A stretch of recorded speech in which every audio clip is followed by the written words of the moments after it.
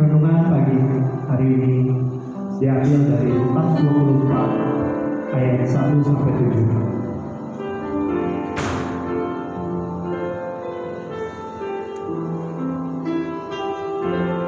Tetapi pagi-pagi benar pada hari pertama minggu itu, mereka pergi ke kubur membawa rempah-rempah yang telah disediakan mereka. Mereka mendapati batu sudah terguling dari kubur itu. Dan setelah masuk, mereka tidak menemukan mayat Tuhan Yesus. Sementara mereka berdiri termangu-mangu karena hal itu, tiba-tiba ada dua orang berdiri di depan mereka, memakai pakaian yang berkilau-kilauan. Mereka sangat ketakutan dan menundukkan kepala.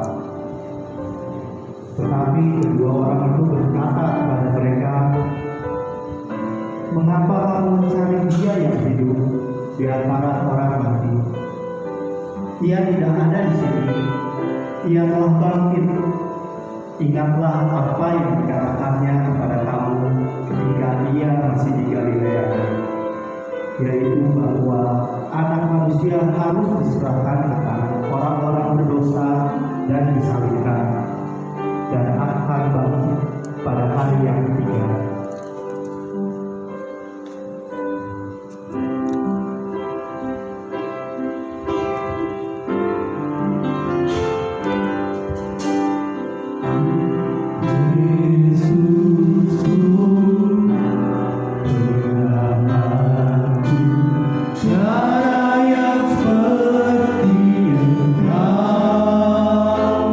Setiap hari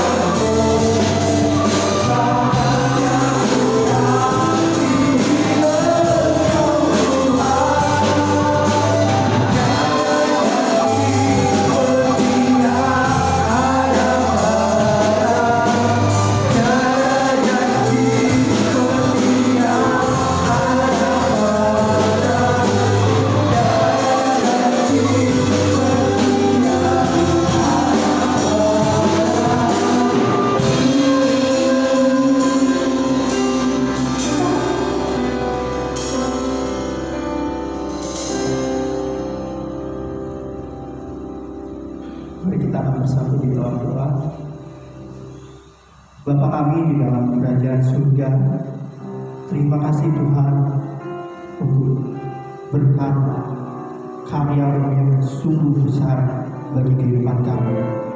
Kau telah mati di kayu salib dan Kau bangkit di hari yang ketiga. Terima kasih Tuhan. Pada saat ini kami semua datang kepada Engkau, memuji memuliakan Engkau, menyembah Engkau dengan seluruh hati kami, jiwa, pikiran kami Tuhan. Biarlah Engkau yang ditinggikan di dalam batin kami Tuhan. Terima kasih Tuhan, terima kasih. Di dalam nama Tuhan Yesus kami mengucap syukur dan sudah berdoa. Haleluya. Amin. Mari Bapak Ibu Saudara sekalian, pagi hari ini walaupun mungkin kita di rumah masing-masing, kita tidak bertemu di tempat yang sama, tetapi kita semua mengingat bahwa Tuhan Yesus telah mati di kayu salib dan bangkit di hari ketiga. Maka dari itu kita semua harus bersuka cita dan kita katakan bahwa di dalam nama Tuhan Yesus ada kuasa.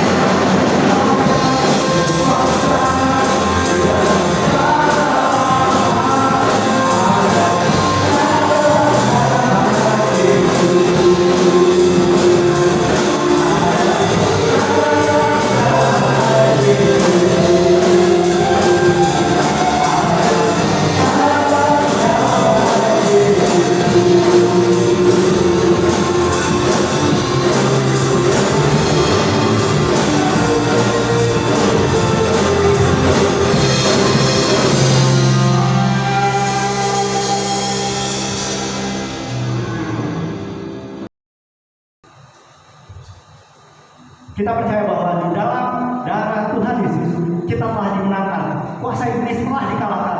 Siapa yang percaya katakan amin? Amin. Mari kita angkat pujian oleh darah anak domba.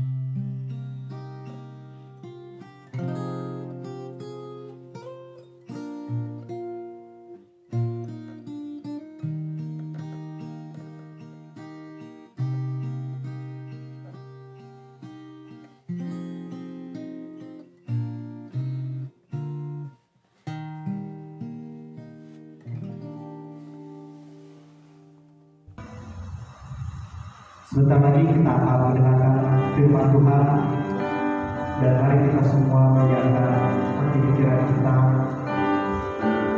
dengan menyanyikan lagu Mulia. Dia yang telah mati dan dibangunkan dari saja. Mulia.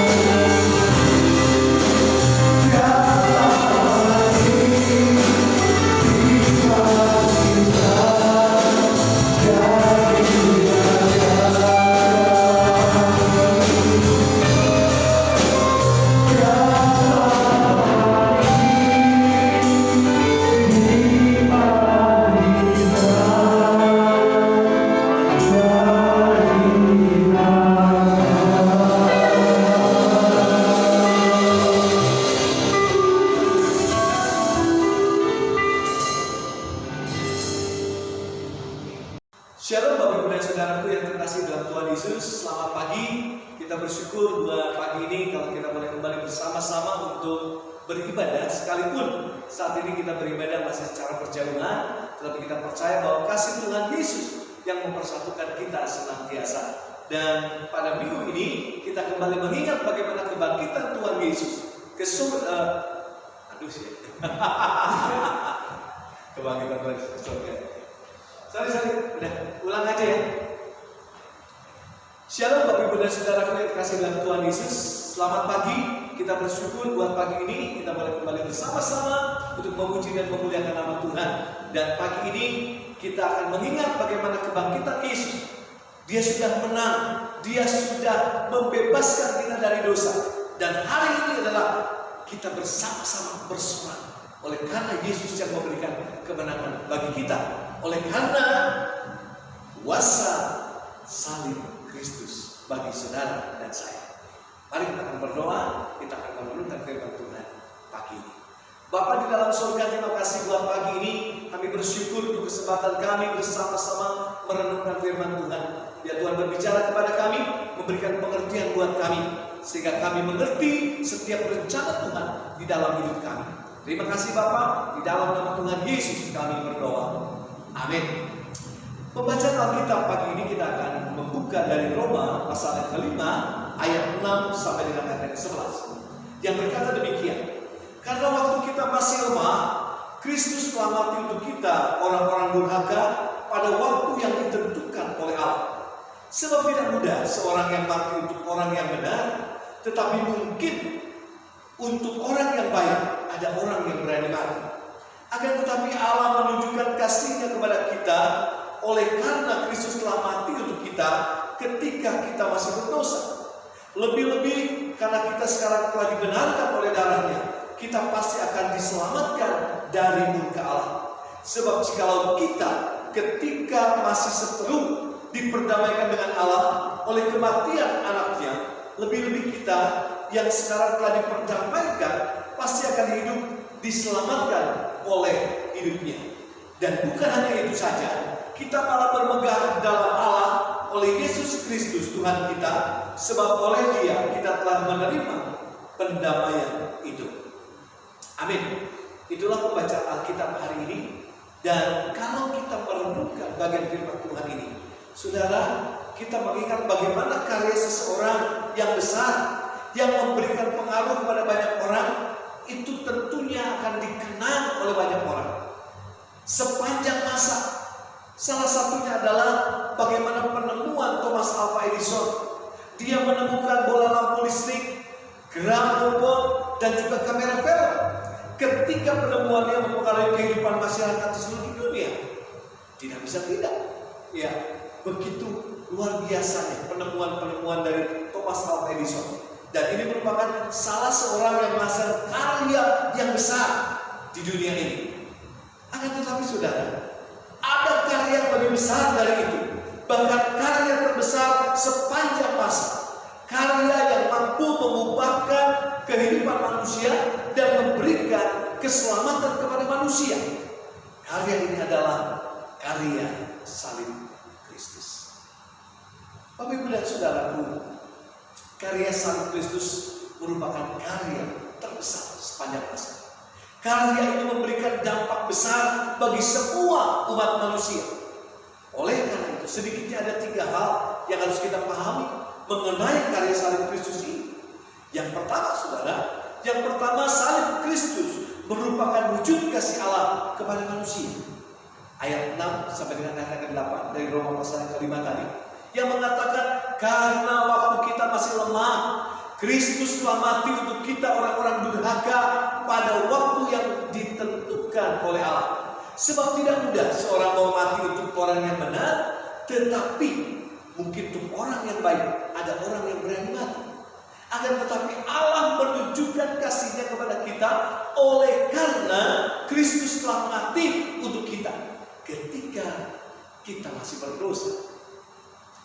Saudara, ayat yang ke-7, saudara, dalam terjemahan sehari-hari dikatakan sangat sulit bagi seseorang mengorbankan dirinya sendiri untuk menyelamatkan orang lain. Sekalipun orang itu orang jujur, tetapi bisa saja seseorang mengorbankan dirinya dan mati demi menyelamatkan sahabat. Mengorbankan diri untuk menyelamatkan orang lain bukanlah satu perkara yang mudah. Untuk orang yang baik atau sahabat saja jarang orang mau berkorban menyelamatkannya. Apalagi untuk orang yang berdosa, orang yang jahat atau musuhnya, pasti tidak ada orang yang mau berkorban. Tetapi saudara, ada Kristus. Ada Kristus yang mau rela mati bagi kita justru ketika kita masih berdosa. Justru ketika kita masih menjadi orang-orang durhaka. Justru ketika kita masih menjadi seteru atau menjadi musuh Allah. Inilah yang menunjukkan betapa Allah mengasihi saudara dan saya. Bahkan dikatakan terhadap orang yang menyalibkannya, Tuhan Yesus berdoa dalam Lukas 23:34. Yesus berkata, "Ya Bapa, ampunilah mereka, sebab mereka tidak tahu apa yang mereka perbuat." Betapa dahsyatnya kasih Allah yang dikatakan oleh Tuhan Yesus. Bahkan Rasul Yohanes juga menyatakan demikian di dalam Yohanes 3:16. Dikatakan, karena begitu besar kasih Allah akan dunia ini, sehingga Dia telah mengaruniakan anaknya yang tunggal, supaya setiap orang yang percaya kepadanya tidak binasa, melainkan beroleh hidup yang kekal. Dan juga saudara, Rasul Paulus di dalam surat Roma pasal 8 ayat 38 dan 39, dia pun mengatakan, sebab aku yakin bahwa baik maupun hidup, baik malaikat-malaikat maupun pemerintah-pemerintah, baik yang ada sekarang maupun yang akan datang, atau kuasa-kuasa baik yang di atas maupun yang di bawah, ataupun sesuatu makhluk lain, tidak akan dapat memisahkan kita dari kasih Allah yang ada dalam Kristus Yesus Tuhan kita. Kasih Allah begitu luar biasa, tidak akan memisahkan kita dari kasih-Nya yang besar. Bapak dan saudaraku yang terkasih, ada seorang gadis yang meragukan kasih Allah karena dia pernah mengalami kecelakaan pesawat, dia mengalami luka bakar yang serius, dia mengalami cacat kulit tangan dan kaki seumur hidupnya, dan dia merasa ragu kalau Allah begitu mengasihi. Kemudian dia lalu mulai meninggalkan Allah dan dia hidup secara duniawi. Namun setiap kali dia menghadapi bahaya, ada saja orang yang peduli dan mau menolong dia. Seakan-akan Allah sedang menunjukkan bahwa Dia memperhatikan dan mengasihi gadis ini. Saudara, sekalipun orang banyak meragukan kasih Allah, jangan kita meragukan kasih Allah pada kita, apapun yang sedang kita alami. Kasih Allah itu nyata. Kasih Allah itu benar-benar ada dalam kehidupan kita. Allah dapat menunjukkan kasih-Nya kepada kita dengan berbagai macam cara. Mungkin melalui nasihat, mungkin melalui teguran, atau berbagai macam peristiwa yang kita alami atau yang ada di sekitar kita.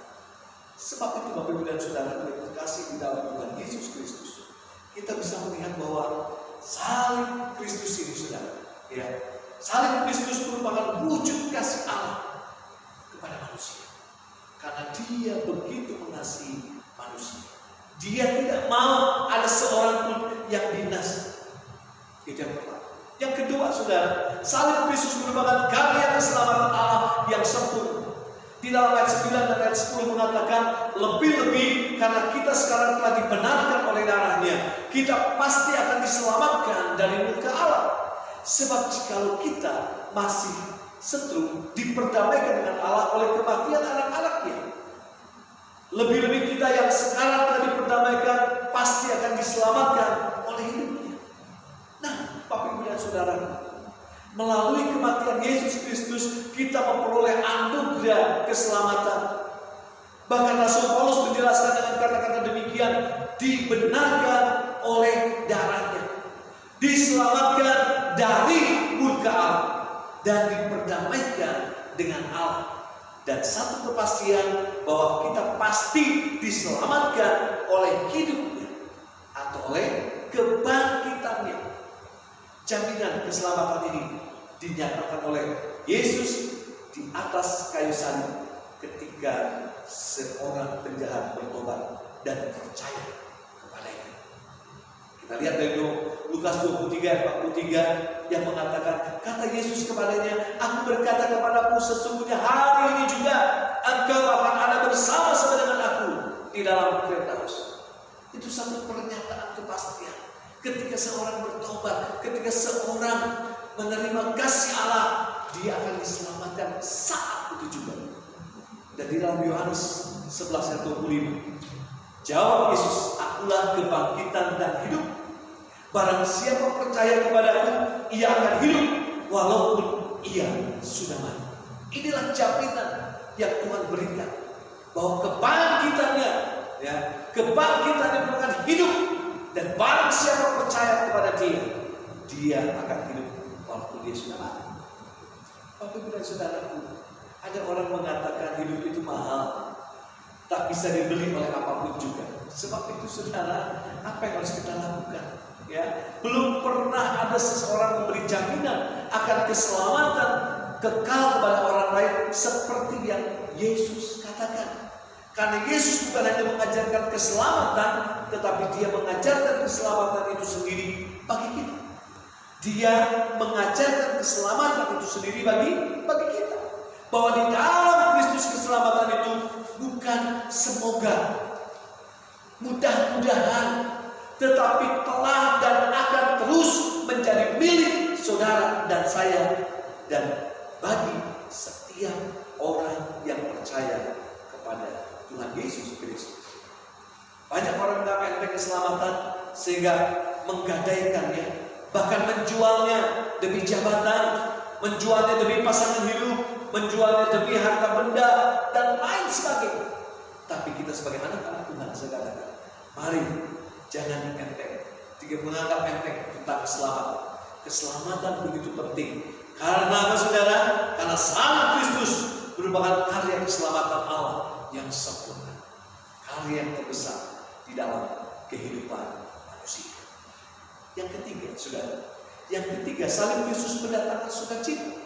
Di dalam ayat ke-11 dari Roma pasal yang kelima tadi, dan bukan hanya itu saja, kita malah bermegah di dalam Allah oleh Yesus Kristus Tuhan kita. Sebab oleh Dia kita telah menerima pendamaian itu. Di dalam terjemahan bahasa Indonesia sehari-hari dikatakan, bukan hanya keselamatan yang membuat kita sangat bersukacita sekarang, tetapi kita juga bersukacita dan bangga atas apa yang sudah Tuhan kita Kristus Yesus lakukan, sehingga hubungan kita dengan Allah menjadi baik kembali. Ada sukacita, ada hubungan yang dipulihkan, ada hubungan yang disempurnakan. Jadi keselamatan dan pendamaian, kata Paulus, membuat kita bersukacita. Salib Kristus telah mengubah eksistensi manusia dan hubungannya dengan Allah yang telah rusak akibat dosa. Semula berdosa, kini dibenarkan. Semula kita seteru, musuh Allah, kini diperdamaikan. Semula kita dimurkai Allah, kini dikasihinya dan diselamatkan. Inilah yang membuat manusia dapat bermegah. Inilah yang membuat manusia dapat bersukacita. Inilah yang membuat manusia dapat memuji Tuhan senantiasa. Bapak Ibu dan Saudara, sukacita seperti orang yang terhukum dibebaskan, orang yang dimurkai dikasihi, musuh didamaikan, yang tadinya bermusuhan didamaikan. Satu sukacita yang luar biasa, saudara. Nah, sebab itu saudara, bagaimana kita menyikapi kasih dan keselamatan yang Tuhan telah nyatakan bagi kita? Yang pertama, kita bersyukur. Yang bersyukur, ibadah bukan sekedar kewajiban setor muka, tetapi kesukaan dan kerinduan, kehausan akan Tuhan yang besar. Ini terlihat bagaimana sikap kita beribadah. Sekalipun saat ini kita beribadah secara berjauhan, tapi mari kita bersama-sama beribadah. Kita bertemu di udara. Ketika kita memuji dan memuliakan nama Tuhan, sekalipun berjauhan, kita merasakan ada kasih Tuhan, ada kuasa Tuhan, ada hadirat Tuhan yang turun bagi kita. Nah, sebab itu saudara, mari kita sebagai anak-anak Tuhan, ketika kita beribadah, mari kita datang dengan segala kerinduan kita. seperti seorang pria yang merindukan kekasihnya. Itulah yang harus terjadi dengan kehidupan kita. Demikian juga dengan pelayanan kita. Yang kedua, saudara, hidup sebagai manusia baru. Yang pertama kita bersyukur, yang kedua kita hidup sebagai manusia baru. Semula kita adalah orang-orang berdosa, tapi dengan darah Kristus kita menjadi orang yang dibenarkan oleh Allah. Hidup sebagai manusia baru berarti meninggalkan dan menjauhi dosa serta tidak kembali ke dalam dosa. Semula kita adalah sasaran murka Allah, tetapi kini kita sebagai orang yang dikasihi Allah. Karena itu hiduplah sebagai manusia baru yang mengasihi Allah dan sesama, melakukan segala sesuatu dengan penuh cinta. Sebagai orang yang seharusnya menerima hukuman, namun kita diselamatkan. Hidup baru berarti hidup penuh dengan sukacita dan menyenangkan hati Tuhan. Itu yang utama. Sebagai orang yang menjadi seteru dan musuh Allah, namun kita telah didamaikannya, maka hidup secara baru berarti hidup yang memiliki relasi pribadi yang baik dengan Allah. Berdoa saat teduh, dan kita memiliki spiritualitas yang baik. Itulah yang terjadi. Itu dia satu sukacita dalam kehidupan Bapak Ibu dan Saudara. Pagi ini, saudara, setiap kali kita memandang salib Kristus, mari ingatlah bahwa kita adalah orang-orang yang dikasihi Allah, orang-orang yang diselamatkan Allah, dan orang-orang yang dijadikan baru oleh Allah melalui pengorbanan Kristus. Karena itu marilah kita hidup secara baru dengan penuh syukur dan sukacita, serta kesetiaan kepada Dia yang telah mati untuk saudara dan saya.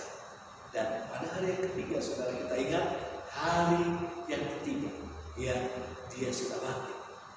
Dia sudah bangkit dari kubur dan dia sudah menang. Sebab itu kita sebagai anak-anak Tuhan, kita sudah dibebaskan. Kita sudah ditebus dengan darah Yesus yang mahal. Dan Yesus sudah memberikan kemenangan buat kita oleh karena kuasa salib Kristus buat saudara dan saya. Amin. Mari kita berdoa. Bapa di dalam surga, terima kasih buat pagi ini. Kami bersyukur buat firman Tuhan yang mengingatkan kami kalau kami adalah manusia-manusia sungguh diselamatkan, ditebus, dan kami bersorak oleh karena kebangkitan Yesus dari kami. Terima kasih buat pagi ini. Engkau Allah yang terus berbicara kepada kami. Terpujilah Engkau dulu sampai selama-lamanya, dan hanya di dalam nama Tuhan Yesus kami berdoa. Amin. Mari kita melanjutkan firman Tuhan yang sudah disampaikan pada hari ini, yang kita ingatkan kembali bahwa salib Kristus merupakan wujud kasih Allah kepada manusia. Dia begitu mengasihi manusia dan dia mau menyelamatkan manusia. Sebab itu dia rela untuk mati bagi saudara dan saya. Yang kedua, salib Kristus merupakan karya keselamatan Allah yang sempurna, yang tidak bercacat, dan yang mendatangkan sukacita bagi manusia. Sebab itu, itulah karya terbesar yang kita lakukan dalam hidup ini. Kita bersyukur atas karya yang luar biasa.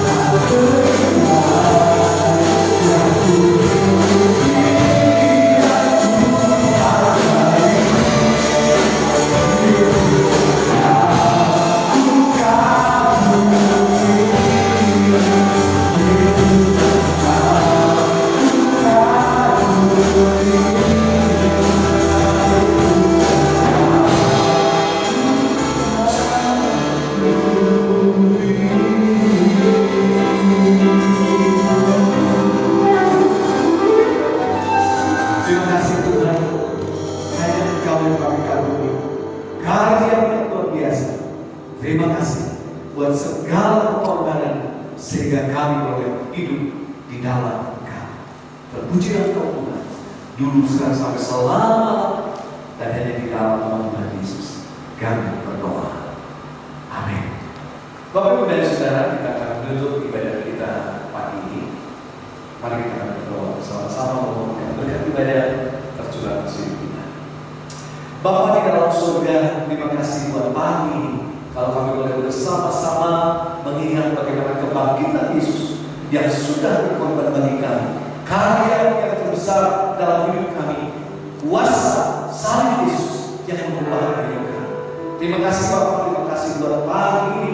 Kami percaya bahwa Allah memberkati setiap anak-anakmu yang sudah beribadah bersama-sama dengan kami. Apapun yang menjadi aktivitas kami sepanjang hidup ini, baik kami sebagai pengusaha, pekerja, pelajar, mahasiswa dan juga di rumah tangga, biarlah berkat-berkat Tuhan senantiasa menyertai kehidupan kami. Terima kasih, terima kasih. Dan biarlah kasih karunia dari Tuhan Yesus Kristus damai sejahtera kepada Bapa serta semua kudus boleh menyertai kita sekalian pagi ini sampai selama-lamanya.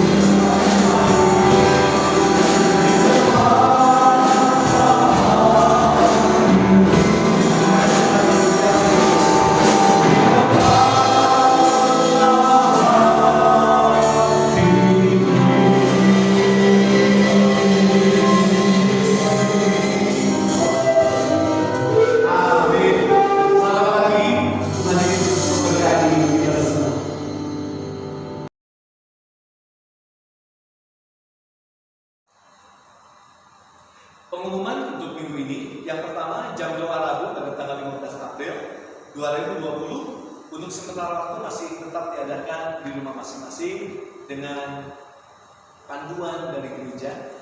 Nanti saya akan share melalui WhatsApp group. Jadi Bapak Ibu dan Saudara silakan menyimaknya.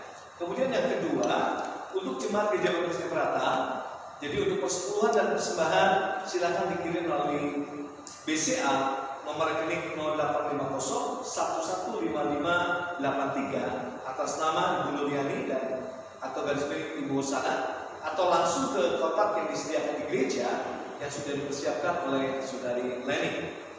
Yang ketiga, untuk ibadah minggu depan pada tanggal 19 April 2020 masih akan dilakukan secara online untuk para petugas pelayanan Tuhan. Yang pertama WL, Ibu Rika Giati, singer Saudari Novi, Ibu Rina, Saudari Marta. Kemudian para pemain musik Saudara William, Bapak Simon, dan Saudara Marsha. Jika ada sesuatu hal yang ingin disampaikan, dapat menghubungi Ketua Tata Ibadah yaitu Bapak Andri. Demikian yang dapat saya sampaikan pengumuman ini. Kiranya Tuhan Yesus memberkati kita semua.